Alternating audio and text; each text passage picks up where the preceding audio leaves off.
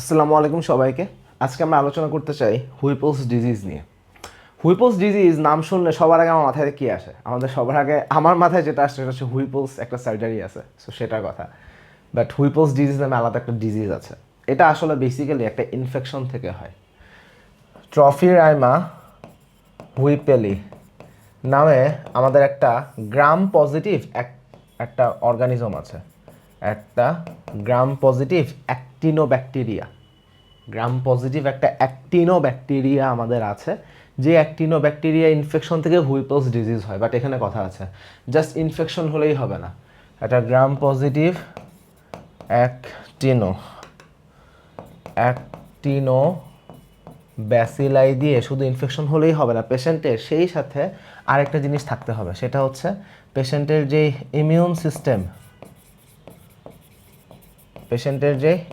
System সেইখানে একটা defect থাকতে হবে। দেখা যাচ্ছে একটা ডিসঅর্ডার্ড ইমিউন সিস্টেম, হ্যাঁ, এখানে পেশেন্টের দেখা যাচ্ছে যে একটা misdirected immune action against this infection. যে কোনো ইনফেকশন হলে আমাদের ইমিউনিটি কাজ করে, বাট যেই সকল পেশেন্টের ক্ষেত্রে ট্রফিরাইমা হুইপেলি দিয়ে ইনফেকশন হচ্ছে তাদের ক্ষেত্রে দেখা যাচ্ছে কি আমাদের যে সেল মিডিয়েটেড ইমিউনিটি যেটা থাকে সেটা এখানে একটু কাইন্ড অফ একটু ডিসফাংশনাল বা একটু অ্যাবনর্মালভাবে সেখানে রিয়্যাক্ট করে, এবং সেই সেল মিডিয়েটেড ইমিউনিটি একটা অ্যাবনর্মাল রেসপন্সের কারণে পেশেন্টের আসলে এখানে মাল্টি সিস্টেম ডিসঅর্ডার ডেভেলপ করে।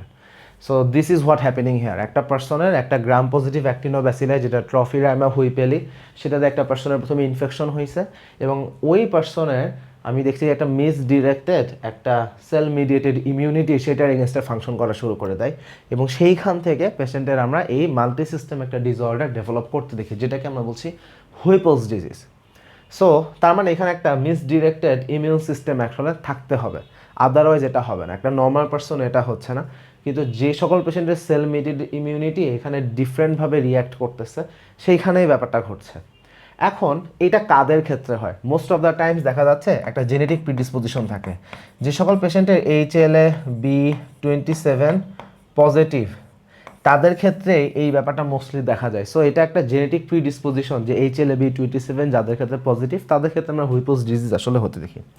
So exactly what is happening here? So পেশেন্টের মেইন প্রবলেম আসলে জিআই সিমটমসই থাকে। আসল সমস্যা হলো জিআই সিমটমস। আর জিআই সিমটমসগুলো কি? এই পেশেন্টের আমরা দেখব ডায়রিয়া আছে, তারপরে ম্যাল অ্যাবজর্পশন থেকে পেশেন্টের স্টেয়াটোরিয়া। এখানে ম্যাল অ্যাবজর্পশন হওয়ার রিজন কি? এটার কারণ হচ্ছে আমাদের যে আইলিয়াম আছে, আইলিয়ামেও ইনভলভমেন্ট আসলে আছে, এই জন্য ম্যাল অ্যাবজর্পশন হয়। তাহলে একদিকে ডায়রিয়া হচ্ছে, একদিকে steatorrhoea due to malabsorption এইটা থাকে। পেশেন্টের ক্ষেত্রে আমরা দেখি যে অ্যাবডোমিনাল ডিস্টেনশন থাকে, পেশেন্ট অ্যাবডোমিনাল পেইনও থাকে, সো বেসিক প্রেজেন্টেশন আমাদের জিআই সিমটমস আসলে এগুলো: diarrhoea, steatorrhoea, abdominal distension, abdominal pain.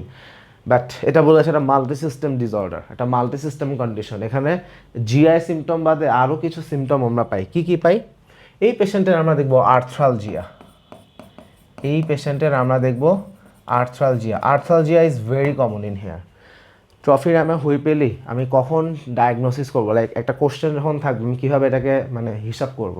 So একটা পেশেন্টের আমি দেখব জিআই সিমটম, তার সাথে সাথে জয়েন্ট পেইন আছে। GI symptom plus joint pain, সবার আগে চিন্তা করব যে হুইপলস ডিজিজ কিনা, তারপরে আদার জিনিসগুলো ক্রস চেক করব। বাট চিন্তার প্যাটার্নটা আমাদের এরকম হবে। সো আর্থ্রালজিয়া এখানে থাকে, লিম্ফ অ্যাডেনোপ্যাথি থাকে। আসলে মোস্ট অফ দ্য পেশেন্টের ক্ষেত্রে আর্থ্রালজিয়া, লিম্ফ অ্যাডেনোপ্যাথি আর অ্যাবডোমিনাল সিমটমস বেসিক প্রেজেন্টেশন এটাই থাকে। এর পাশাপাশি বাকি যেগুলো বলবো সেগুলো একটু অনেকের থাকতে পারে, অনেকের নাও থাকতে পারে। অনেক পেশেন্টের ক্ষেত্রে আমরা স্কিনের কিছু ম্যানিফেস্টেশন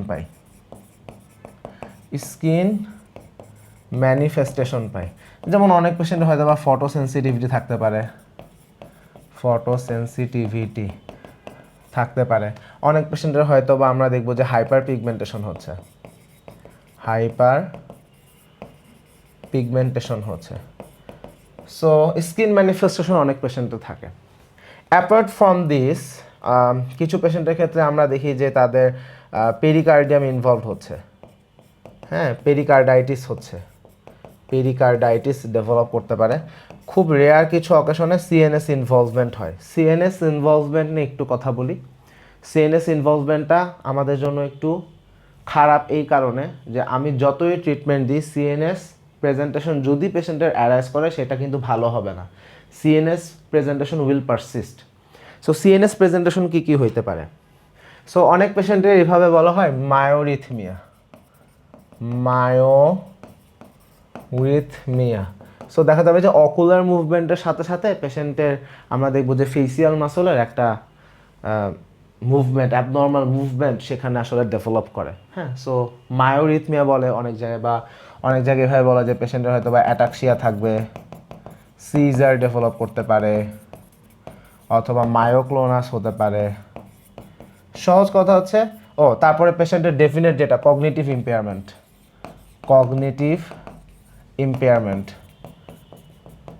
সো আসলে কগনিটিভ ইম্পেয়ারমেন্ট অ্যান্ড এই মায়োরিথমিয়া বা অ্যাবনর্মাল মুভমেন্টস এইগুলাই আসলে মোস্টলি আমরা আসলে দেখি যদি সিএনএস ইনভলভমেন্ট হয়। যদিও সিএনএস ইনভলভমেন্টটা খুব বেশি কমনলি আমরা দেখি না, বাট যদি একবার সিএনএস ইনভলভমেন্ট ডেভেলপ করে এটা আসলে ট্রিটমেন্ট দিয়েও খুব বেশি উপকার হবে না।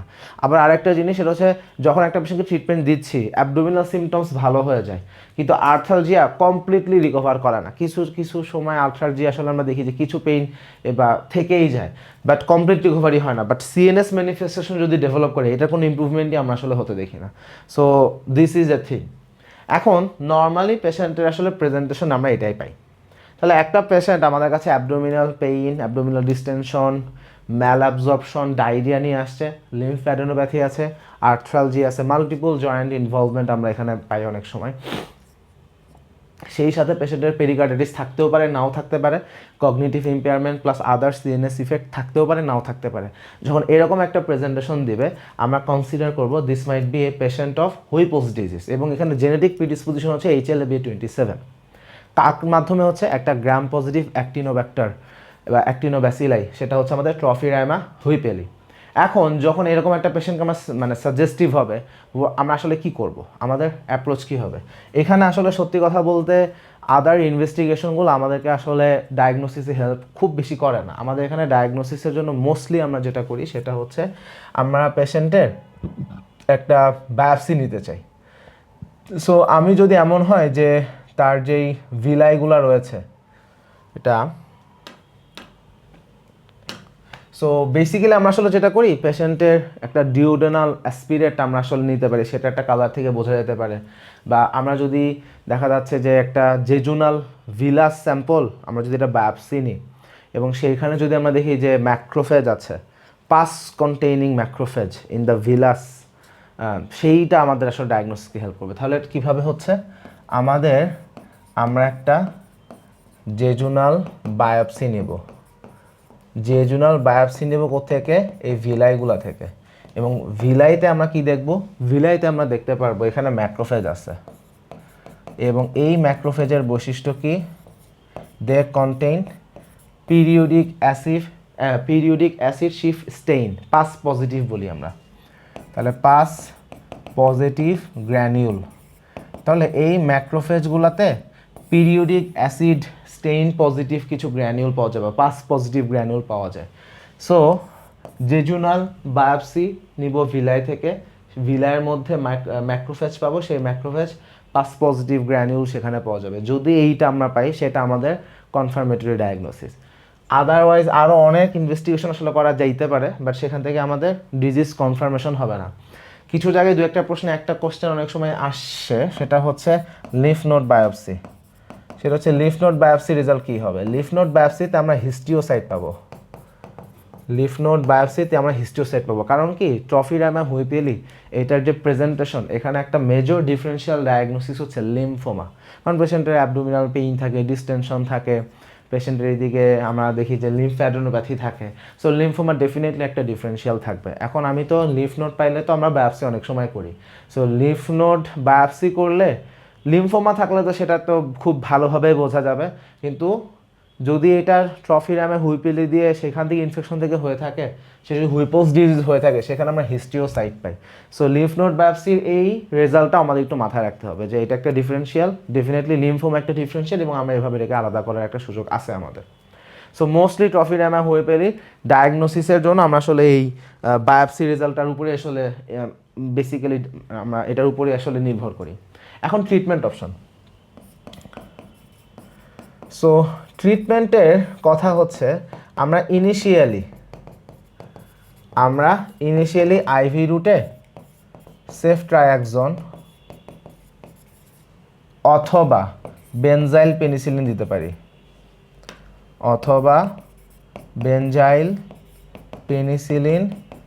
দিতে পারি, কত দিনের জন্য? For 14 days। স্পেসিফিকভাবে এটা তখন আরও বেশি প্রযোজ্য হয় যদি পেশেন্টের নিউরোলজিক্যাল ম্যানিফেস্টেশন থাকে। তাহলে আমরা ইনিশিয়ালি সেফট্রায়াক্সন বা পেনিসিলিন আইভি রুটে দিব ফর 14 days।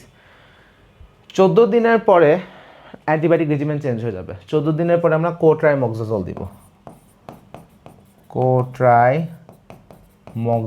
দিব ফর অ্যাবাউট 1 year। তাহলে একটা লম্বা সময়ের জন্য তাকে আমরা কোট্রাইমক্সাজল দিব ওরাল রুটে। তাহলে ওরাল রুটে cotrimoxazole for 1 year, long term therapy. আর একদম শুরুতে 14 দিনের জন্য সেফট্রায়াক্সন বা পেনিসিলিন। স্পেসিফিকভাবে আইভি ট্রিটমেন্টের একটা স্পেসিফিক রিকমেন্ডেশন হলো যে যদি নিউরোলজিক্যাল ম্যানিফেস্টেশন থাকে। সো প্রশ্নে যেটা আসবে সেভাবে অ্যান্সার করা যাবে ইনশাআল্লাহ। তাহলে হিসাব হচ্ছে আমাদের ট্রিটমেন্টের এইটা। এখন ট্রিটমেন্টের রেজাল্ট কি? 50% টাইম পেশেন্ট আসলেই ভালো হয়ে যায়, প্রগনোসিস অ্যাকচুয়ালি ভালো, বাট প্রায় 40% পেশেন্টের ক্ষেত্রে কন্ডিশন রিল্যাপস করতে পারে। মানে কমপ্লিট কিউরের পরেও এটা আসলে অ্যারাউন্ড 40% টাইমস আসলে রিল্যাপস করতে পারে। আর একটা যেটা যে সিএনএস ইনভলভমেন্ট কখনোই ভালো হবে না। আর আর্থ্রালজিয়া অনেক পেশেন্টের পারসিস্ট করে যায়, হয়তো বা একটু কমছে বাট পারসিস্ট করে যেতে পারে। সো এই হচ্ছে মোটা দাগে আমাদের আলোচনা। সো এই ছিল হুইপলস ডিজিজ নিয়ে কথাবার্তা। Whipple's disease very important for MRCP. আমাদের অনেকে দেখে মনে হয় যে এখান থেকে হয়তো বা কোশ্চেন আসবে না, বাট নো, এমআরসিপি পার্ট 1 এক্সামে ফ্রিকুয়েন্টলি হুইপলস ডিজিজ থেকে কোশ্চেন আসে। সো প্রত্যেক বছরে 3টা ডায়েট হয়, সো অ্যাটলিস্ট 2টা ডায়েটে হুইপলস ডিজিজ থেকে কোশ্চেন আমি আসলে আসতে দেখছি। সো এই জন্য আমি এটাকে খুবই টপিক হিসেবে আইডেন্টিফাই করি। সো এই ছিল মোটামুটি হুইপলস ডিজিজ নিয়ে কথা। সবাইকে অসংখ্য ধন্যবাদ।